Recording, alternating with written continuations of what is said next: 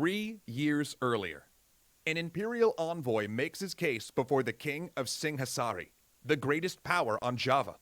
The Great Khan, he says, has been monitoring conditions in this southern ocean.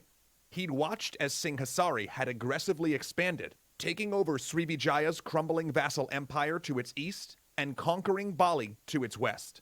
The Great Khan had seen how this sent the shipping lanes into disorder. And it had not escaped the Khan's attention that Singhasari had rebuffed his order to send royal captives to the Mongol court, as any good vassal should. Now, he offered one last chance to comply. The king of Singhasari had seen this conflict brewing. For centuries, the archipelago's kingdoms had sent trade missions carrying spices, resins, and fine wood to the Chinese emperor, who then sent back gifts of porcelain and silk. The Chinese had always called these tributes, since the imperial throne did not engage in anything as crass as trade. And as the states of Southeast Asia had gone along with it, China could call the trade whatever it wanted, as long as the ships kept coming.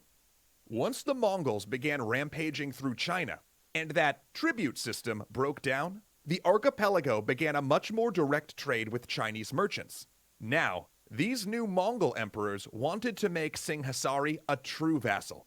But Singhasari was a power on the rise. Their king had built a miniature empire and controlled the spice for cotton trade with India. He'd even been inducted into the mystic Himalayan school of Tantric Buddhism that Kublai Khan himself practiced.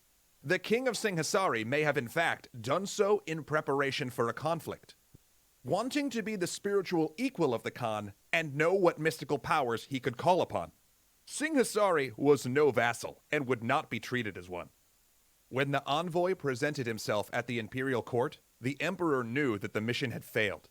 He could read it on the man's face, because the king of Singhasari had cut off his ears, or his nose, or maybe just branded or tattooed him. The record isn't clear, but one thing was for certain.